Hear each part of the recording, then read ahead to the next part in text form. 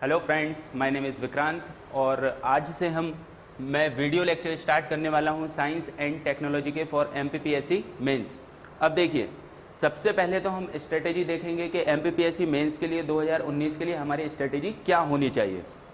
तो देखिए, अगर मैं बात करूं जीएस पेपर 3 एमपीपीएससी मेंस में जीएस पेपर 3 का पार्ट ए जो कि डील करता है साइंस एंड टेक्नोलॉजी से। अब देखना यहाँ पर कितने मार्क्स का होता है एग्जाम पेपर, 150 मार्क्स का।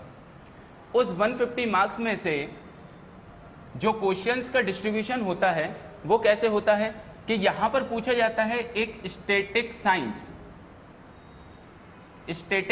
साइंस, दूसरा पोर्शन होता है यहां पर टेक्नोलॉजी और तीसरा पोर्शन यहां पर जो हम डील करते हैं, फर्स्ट स्टैटिक साइंस, दूसरा टेक्नोलॉजी और कुछ पोर्शन ऐसा है जो करंट से डील करता है। ठीक है, तो यहां पर हम करंट के बारे में भी बात करेंगे, स्टैटिक साइंस के बारे में बात करेंगे और टेक्नोलॉजी के बारे में बात करेंगे। अब देखना यहां से जो क्वेश्चन से पूछे जाते हैं वो किस तरीके से क्वेश्चन पूछे है। अगर स्टैटिक साइंस की मैं बात करता हूं तो स्टैटिक साइंस में पूछा जाएगा सबसे ज्यादा इंपॉर्टेंट जो यहां पर है वो है बायोलॉजी, दूसरा यहां पर जो इंपॉर्टेंट है वो है फिजिक्स और थर्ड है यहां पर केमिस्ट्री। अगर मैं बायोलॉजी की बात करता हूं तो बायोलॉजी में से भी हमें दो इसकी ब्रांचेज होती हैं, एक है जूलॉजी और दूसरी है बॉटनी। ये दोनों हमको स्टडी करनी पड़ेंगी। और मेंस के पॉइंट ऑफ व्यू से अगर मैं बात करता हूं तो मेंस में किस टाइप के क्वेश्चंस यहां से पूछे जाते हैं। देखिए, अगर मैं बॉटनी की बात करता हूं तो बॉटनी में एक क्लासिफिकेशन है, जब हम प्लांट्स का क्लासिफिकेशन करते हैं तो किस बेसिस पे करते हैं, क्रिप्टोगैमे और फेनेरोगैमे आपने नाम सुने होंगे, तो उसी बेसिस पे हम जो प्लांट्स हैं उसका क्लासिफिकेशन करने वाले हैं। क्रिप्टोगैमे क्या होते हैं, फेनेरोगैमे क्या होते हैं, एंजियोस्पर्म क्या होते हैं, जिम्नोस्पर्म क्या होते हैं, मोनोकॉट प्लांट क्या होते हैं, डाइकॉट प्लांट क्या होते हैं। ठीक है, तो अभी मैं मेंस के हिसाब से बता रहा हूं जिसमें हम शॉर्ट नोट से प्रिपेयर करेंगे 3 मार्क्स के हिसाब से, जो कि यहां से क्वेश्चन पूछे जाते हैं। अगर मैं जूलॉजी की बात करूं तो यहां पर हमें पूरा का पूरा एनिमल जो किंगडम है उसका क्लासिफिकेशन हमें देखना पड़ेगा। और एनिमल किंगडम को आप जानते होंगे किस तरीके से हमने क्लासिफाई किया हुआ है। जैसे कि एनिमल्स को क्लासिफाई करते हैं हम यूनिसेलुलर और मल्टीसेलुलर में। अब मैं अगर यूनिसेलुलर की बात करूं तो यूनिसेलुलर को साइंस की टर्मिनोलॉजी में बोला जाता है क्या, प्रोटोजोआ, जैसे कि अमीबा, पैरामीशियम, यूग्लिना, ये कुछ उसके एग्जाम्पल्स हैं। अगर मैं बात करता हूं मल्टीसेलुलर की तो हम साइंस में इसको क्या कहते हैं, मेटाजोआ के नाम से जानते हैं। और मेटाजोआ में जब हम इसको और वाइडली क्लासिफाई करते हैं तो हम क्या देखते हैं कि मेटाजोआ को कॉर्डाटा सिस्टम के हिसाब से क्लासिफाई किया गया है। अब ये कॉर्डाटा सिस्टम क्या होता है, कॉर्डाटा सिस्टम का मतलब होता है, सिंपल बेसिक मतलब है रीढ़ की हड्डी। जिस ऐसे कुछ जानवर जिनके पास में रीढ़ की हड्डी होगी उनको एक अलग क्लासिफिकेशन में रखा गया है, और ऐसे कुछ जानवर जिनके पास में रीढ़ की हड्डी नहीं होगी उनको एक अलग क्लासिफिकेशन में रखा गया है। जैसे कि इवोल्यूशन की बात करते हैं एनिमल किंगडम की, जो बिल्कुल बिगिनिंग से जो इवोल्यूशन हुआ, किस तरीके से एनिमल्स बने, तो सबसे पहले जब हम कॉर्डाटा सिस्टम के बेस में कि जिनके पास में रीढ़ की हड्डी नहीं है, नॉन कॉर्डाटा जो एनिमल्स रहे हैं वो देखते हैं हम कौन कौन से रहे हैं। जैसे पॉरीफेरा जिनको हम स्पॉन्जेस के नाम से जानते हैं, सिलेंट्रेटा, एनेलिडा, प्लेटीहेलमिन्थस, एशेलमिन्थस, मोलस्क क्या होते हैं, एकाइनोडर्मेटा क्या होते हैं। तो ये कुछ ऐसे जानवर हैं, ऐसे एनिमल्स हैं जिनको हमने नॉन कॉर्डाटा सिस्टम के अंतर्गत रखा हुआ है। दूसरा आता है हमारा क्लासिफिकेशन जिसके पास में कॉर्डाटा होती है, मतलब रीढ़ की हड्डी होती है। तो इनके अंदर कुछ हम वाइडली क्लासिफाई करते हैं, कुछ स्टडी करते हैं। जैसे फिश मतलब कितने प्रकार की फिश होती है, जैसे कि आपने सुना होगा क्लास अग्नाथा ग्रुप की एक फिश होती है, या फिर क्लास ऑस्टियोचिथिस की एक फिश होती है, या फिर कॉन्ड्रोचिथिस। जो कॉन्ड्रोचिथिस का मतलब क्या होता है कि ऐसी कुछ फिशेस हैं, ऐसी कुछ मछलियां हैं जो पूरी की पूरी कार्टिलेज की मिलकर बनी होती है, और ऐसी कुछ मछलियां हैं जो पूरी हड्डियों से मिलकर बनी होती हैं, उनको बोलते हैं ऑस्टियोचिथिस मछलियां। ठीक है, तो जैसे कि क्लास फिशेस का हमने क्लासिफिकेशन देखा है, उसमें हम पक्षियों का क्लासिफिकेशन देखेंगे जिसको हम एव्स के नाम से जानते हैं, या फिर रेप्टाइल्स को पढ़ेंगे, हम एम्फीबियंस को पढ़ेंगे और मैमल्स को पढ़ेंगे। मैमल्स यहाँ पर सबसे ज्यादा इंपॉर्टेंट है। देखिए, मैमल्स का जो क्लासिफिकेशन किया गया है वो 3 तरीके से किया गया है। सबसे पहले क्या है, प्रोटोथेरिया, मेटाथेरिया एंड यूथेरिया। अगर मैं अपनी बात करूं कि humans are the social animal, जो ह्यूमंस हैं वो क्या है, सोशल एनिमल हैं। तो हम लोग किसके अंदर आते हैं, तो हम लोग यूथ एरिया के अंतर्गत हमें रखा गया है। तो हम इसके बारे में पूरी चर्चा करने वाले हैं। जब मैं प्रीलिम्स लेवल की क्लासेस स्टार्ट करूंगा तो उसमें physics, chemistry, biology, zoology, botany सारी ही चीजें आप लोगों को पढ़ाने वाला हूं। ठीक है। तो बहुत जल्दी हम प्रीलिम्स की भी क्लासेस स्टार्ट करेंगे, लेकिन आज मैं आपके सामने एक बहुत इंपॉर्टेंट टॉपिक लेके आया हूं बायोटेक्नोलॉजी का। किसका लेके आया हूं? बायोटेक्नोलॉजी का। तो कुछ क्वेश्चंस हैं मेंस पॉइंट ऑफ व्यू से इंपॉर्टेंट हैं, अगर आप इनकी तैयारी कर लेते हो तो आपको बिल्कुल श्योर लगेगा कि हाँ हम पूरे में से पूरे मार्क्स अचीव कर सकते हैं इस टॉपिक में से। देखिए किस तरीके से मार्क्स डिस्ट्रीब्यूशन होता है। अगर मैं 150 मार्क्स की बात करूं तो 150 मार्क्स में से 20 मार्क्स की यहां पर मैथ्स से पूछी जाती है, 20 मार्क्स की यहां पर मैथ्स आती है, और मैथ्स में भी जनरल एप्टीट्यूड वगैरह के क्वेश्चंस होते हैं कुछ, और यहां पर डाटा इंटरप्रिटेशन के क्वेश्चन होते हैं। अगर 20 मार्क्स को हम हटा दें तो 130 मार्क्स हमारे पास में बचते हैं, और उन 130 मार्क्स में से ये सारा का सारा पूरे यहां से क्वेश्चन पूछे जाते हैं। ठीक है, तो अब इन 130 मार्क्स में से अगर हम देखें तो सबसे ज्यादा क्वेश्चन कहां से आएंगे, तो उसमें सबसे ज्यादा इंपॉर्टेंट है हमारा टेक्नोलॉजी वाला पार्ट। टेक्नोलॉजी वाले पार्ट से जो क्वेश्चंस पूछे जाते हैं वो 60 to 70 मार्क्स के क्वेश्चंस पूछे जाते हैं। इसके अलावा जो अगर मैं स्टैटिक साइंस की बात करता हूं, जैसे कि बायोलॉजी, फिजिक्स, केमिस्ट्री वगैरह, तो यहां से जो क्वेश्चंस पूछे जाते हैं ये भी 60 to 70 मार्क्स के क्वेश्चंस यहां पर पूछे जाते हैं। तो यहां पर देखना स्कोर करना कहां पर आसान होगा। अगर मैं बायोलॉजी की बात करता हूं तो बायोलॉजी में लगभग हम 14 से 15 ऐसे ब्रॉडली टॉपिक्स पढ़ते हैं। ठीक है, उसके बाद में फिजिक्स अलग है, केमिस्ट्री अलग है, जूलॉजी अलग है, बॉटनी अलग है, तो यहाँ से स्कोर करना थोड़ा सा डिफिकल्ट हो सकता है, बशर्ते किससे? टेक्नोलॉजी से। टेक्नोलॉजी में हमें बहुत कम ऐसे टॉपिक्स पढ़ने होते हैं जैसे कि biotechnology, space technology, nano technology, information and communication technology, GPS क्या होता है, जीआईएस क्या होता है, और एक सबसे मोस्ट इंपोर्टेंट जो यहाँ पर टॉपिक है वो है contribution of Indians in the field of science and technology. इसमें क्या है कि हम कुछ ऐसे इंडियंस या फिर ऐसे साइंटिस्ट के बारे में स्टडी करेंगे जिनका योगदान साइंस और टेक्नोलॉजी के फील्ड में रहा है, जैसे होमी जहांगीर बाबा या फिर विक्रम साराभाई के बारे में हम बात करेंगे, या फिर एपीजे अब्दुल कलाम, इनके बारे में हम बात करेंगे। तो बहुत बढ़िया तरीके से हम ऐसे शॉर्ट नोट्स प्रिपेयर करने वाले हैं जिससे हमारे आंसर राइटिंग बहुत अच्छी तरीके से हो सके। अब देखिए, तो टेक्नोलॉजी की बात कर रहे हैं, तो टेक्नोलॉजी में ही मैं आपको कुछ क्वेश्चंस लेकर आया हूं जो लास्ट ईयर प्रीवियस ईयर के पेपर्स में जो क्वेश्चंस पूछे गए हैं, और इसके अलावा आगे भी ये क्वेश्चंस पूछे जा सकते हैं, क्योंकि आप जानते हो एमपीपीएससी मेंस की अगर मैं बात करूं तो क्वेश्चंस रिपीट होते हैं, और आप जानते हो कि प्रीलिम्स में भी क्वेश्चन रिपीट होते हैं। ठीक है, तो अब देखिए यहां पर सबसे पहला जो टेक्नोलॉजी का हमारा पोर्शन है, जो टेक्नोलॉजी में हम स्टडी करेंगे बायोटेक्नोलॉजी के बारे में। अब बायोटेक्नोलॉजी, अब देखिए यहां पर क्वेश्चंस कैसे बनते हैं। ज्यादातर टेक्नोलॉजी से जो क्वेश्चंस पूछे गए हैं वो सिंपल उसका मतलब पूछा गया है और उसके एप्लीकेशंस पूछे गए हैं। जैसे कि आपने देखा होगा एक question, nanotechnology, what is nanotechnology and what are their applications, अलग अलग फील्ड में उसके एप्लीकेशंस क्या होते हैं। तो इस तरीके से 6 नंबर में क्वेश्चन पूछा जाता है। लेकिन कुछ ऐसे टॉपिक्स भी हैं टेक्नोलॉजी के जो 15 मार्क्स में भी पूछे जाते हैं, जैसे कि मैं यहाँ पे आपको बता दूं, एक 15 मार्क्स का क्वेश्चन है जो एमपीपीएससी ने पूछा हुआ है, what is biotechnology and give its application in various fields. तो बहुत ज्यादा इंपॉर्टेंट है, हमें इस क्वेश्चन पर फोकस करना है। व्हाट इज बायोटेक्नोलॉजी, कि बायोटेक्नोलॉजी क्या होता है, और दूसरी बात कि उसके एप्लीकेशंस क्या क्या हैं अलग अलग फील्ड में। अब मैं एप्लीकेशंस की बात कर रहा हूं वेरियस फील्ड में, तो वेरियस फील्ड कैसी हैं, जैसे कि आप हेल्थ में इसके कुछ एप्लीकेशंस बता सकते हो, मेडिसिन सेक्टर में बता सकते हो, या फिर आप इन्वायरमेंट में बता सकते हो, फॉरेस्ट्री में बता सकते हो, या फिर आप इसके कुछ अदर वेरियस एप्लीकेशंस बता सकते हो बायोटेक्नोलॉजी के। देखिए यहां पर जो बायोटेक्नोलॉजी है इसको हम डिफाइन करते हैं अलग अलग कलर्स में।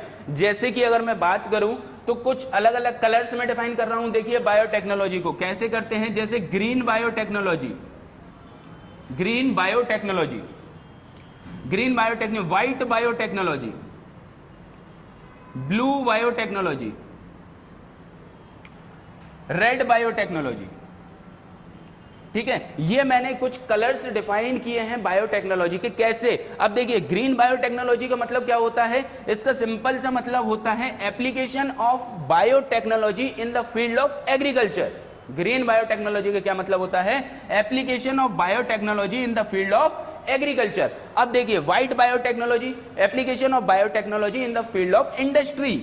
अगर ब्लू की बात करूं तो ब्लू मतलब आप जानते हो पानी, ठीक है ना, नीला होता है। तो यहां पर क्या है कि application of biotechnology in the field of ocean, यहां पर हम ओशियन की डायवर्सिटी के बारे में रिसर्च करते हैं, वहाँ पर उनकी डाइवर्सिटी को पता करते हैं, वहाँ पर किस टाइप की स्पीसीज पाई जाती हैं, तो उन सब के बारे में हम डील करते हैं। ठीक है, तो वहाँ पर क्या एप्लीकेशंस हैं बायोटेक के, कौन कौन सी चीज़ें हमने वहाँ पर उपयोग में ला रखी हैं, तो उन सब से हम स्टडी करते हैं। रेड बायोटेक्नोलॉजी का मतलब होता है application of biotechnology in the field of medicine. ठीक है, तो यहाँ पर आप कुछ कलर्स के हिसाब से भी इसको डिफाइन कर सकते हो हैं, या फिर उसके इन्वायरमेंट के बारे में, फॉरेस्ट्री के बारे में, अदर सेक्टर्स में उनके एप्लीकेशंस को आप बता सकते हो। चलिए स्टार्ट करते हैं हमारे इस टॉपिक को, और सबसे पहले आते हैं हम 3 मार्क्स के कुछ क्वेश्चंस पर। 3 मार्क्स के जो क्वेश्चंस हैं, देखिए आप यहाँ पर इन सारे क्वेश्चंस की आपको आंसर राइटिंग करनी है, और मेरा नंबर डिस्प्ले हो रहा होगा यहाँ पर, तो उस पर आपको इनके आंसर राइट करके स्कैन करके आप मुझ तक भी भेज सकते हो, मैं उनको चेक करूंगा। और जितने भी बच्चे हैं जो भी मुझे आंसर्स भेजते हैं, जिन्होंने अच्छी तरीके से लिखा होगा, एक्सप्रेस अच्छे से किया होगा, तो उनकी मैं जो कॉपीज हैं उनको यहाँ पर बोर्ड पे भी डिस्कस करूंगा। ठीक है, तो चलिए हम बात करते हैं 3 मार्क्स के कुछ क्वेश्चन हैं, जैसे कि व्हाट इज बायोटेक्नोलॉजी।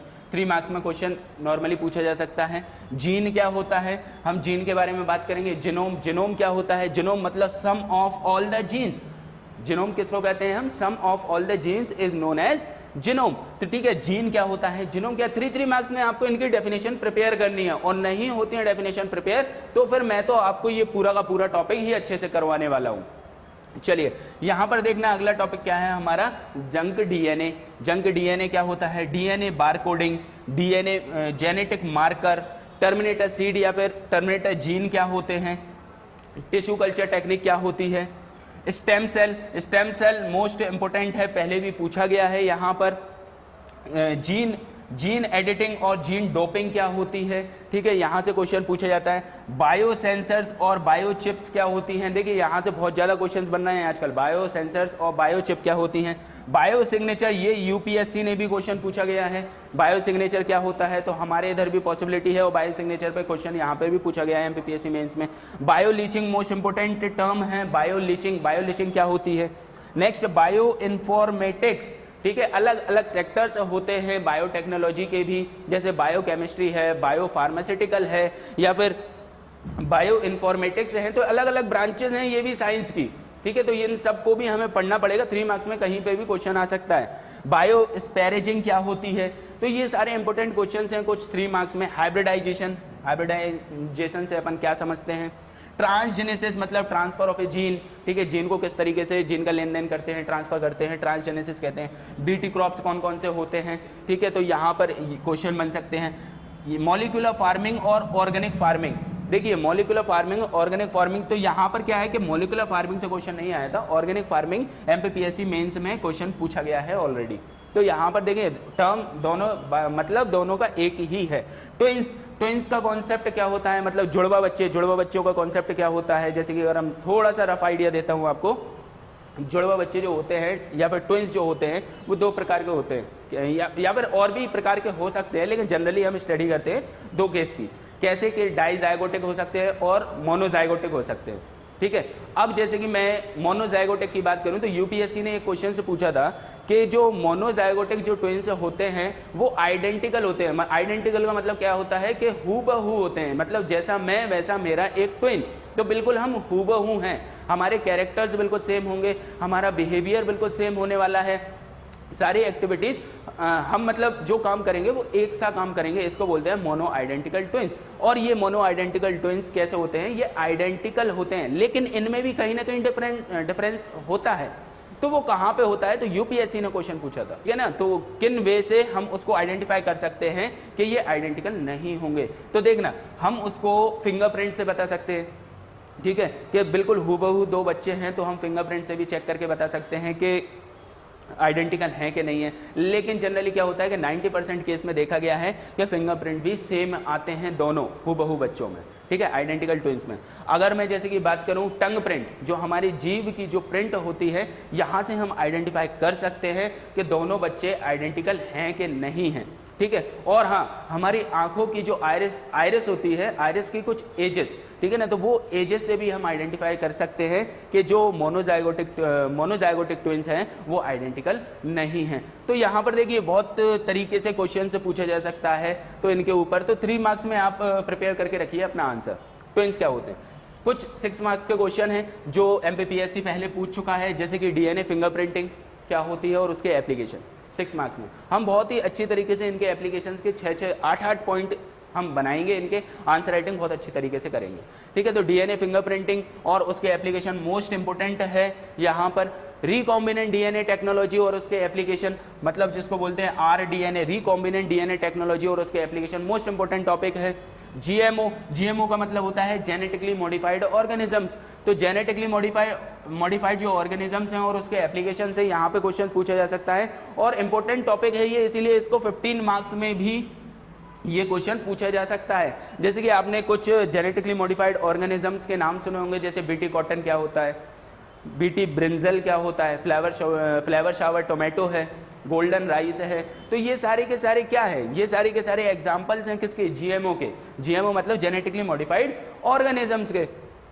तो आप आंसर राइटिंग करके मुझे दिखाइए, फिर उसके बाद में फिर मैं आपको बताता हूँ कि इनकी आंसर राइटिंग कैसे करनी है, ठीक है। उसके बाद में क्लोनिंग क्या होती है, उसके टाइप्स कितने होते हैं, जीन क्लोनिंग होती है, ऑर्गन क्लोनिंग होती है, कंप्लीट क्लोनिंग होती है, ठीक है, जिसको हम रिप्रोडक्टिव क्लोनिंग कहते हैं, या फिर जो ऑर्गन क्लोनिंग है, या फिर ऑर्गन क्लोनिंग जिसको हम थेरापेटिक क्लोनिंग भी कहते हैं। तो यहाँ पर देखिए क्वेश्चंस आपको यहाँ पर जो आंसर राइटिंग प्रिपेयर करनी है वो आपको कितने मार्क्स में करनी है? 6 मार्क्स में, क्लोनिंग के ऊपर, ठीक है। उसके टाइप्स बताइए आप, कितने टाइप की क्लोनिंग होती है, और उसके बाद में उसके कुछ एप्लीकेशंस भी बताइए। जैसे कि मैं आपको बताता हूँ कि जो क्लोनिंग है, जिसमें जैसे कि अगर मैं कंप्लीट क्लोनिंग की बात करता हूँ, तो कंप्लीट क्लोनिंग का मतलब क्या होता है कि जैसा मैं वैसा हूबहू मेरा एक क्लोन बना दिया गया है, ठीक है।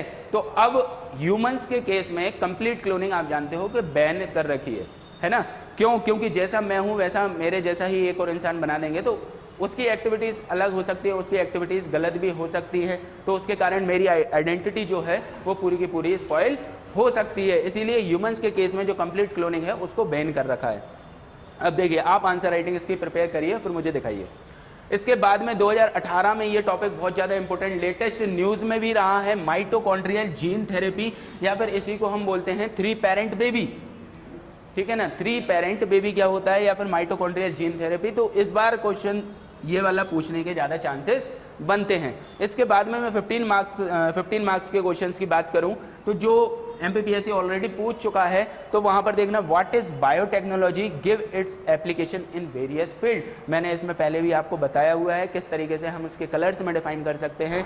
बायोटेक्नोलॉजी की एक डेफिनेशन लिखी है 3 मार्क्स में, और उसके बाद में उसके कुछ एप्लीकेशंस आप बताइए कि कितने कितने एप्लीकेशन है, कौन कौन से एप्लीकेशन हैं जिसमें हम इसका बायोटेक्नोलॉजी का उपयोग लेते हैं, यूज़ लेते हैं।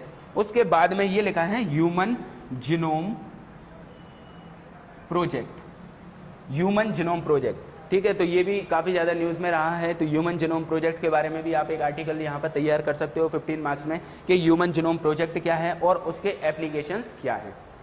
चलिए, तो ये मैंने कुछ मेरा एक पहला टॉपिक था बायोटेक्नोलॉजी का, और इस पे आज हम डिस्कशन हमने किया है। आप इसकी आंसर राइटिंग प्रिपेयर कीजिए, और आंसर राइटिंग प्रिपेयर करने के बाद में आप उनको लिखिए, और लिखने के बाद में आप उन कॉपीज़ को स्कैन करके आप मेरे नंबर पर भेज सकते हो। मैं उनको चेक करूंगा, जिसने अच्छी तरीके से लिखा होगा, जिसने अच्छी तरीके से आंसर राइटिंग की होगी, सारे के नहीं, कुछ किसी मतलब कोई किसी ने किसी आंसर की अच्छे से आंसर राइटिंग की है, किसी ने दूसरे आंसर की अच्छे से आंसर राइटिंग की है, तो मैं उन सबको यहाँ पर मर्ज करके एक पूरा का पूरा वीडियो बनाऊंगा जिसमें आप लोगों को बताऊंगा कि कहाँ पर क्या गलतियाँ हैं और कहाँ पर हमें इम्प्रोवाइजेशन की ज़रूरत है। अब सुनिए, यहाँ पर मेरा जो नेक्स्ट वीडियो है वो रहेगा स्पेस टेक्नोलॉजी के ऊपर। स्पेस टेक्नोलॉजी से रिलेटेड जितने भी टर्म्स हैं 3 मार्क्स में या फिर 6 मार्क्स में किस तरीके से क्वेश्चंस पूछे जाते हैं, और 15 मार्क्स में किस तरीके से क्वेश्चंस रहेंगे, तो हम उस पर डिस्कस करेंगे। चलिए, थैंक यू, धन्यवाद। लाइक कीजिए, सब्सक्राइब कीजिए मेरे चैनल को, और बेल आइकन को दबा दीजिए जिससे आपको मेरी नेक्स्ट वीडियो का अपडेट मिल सके। Thank you.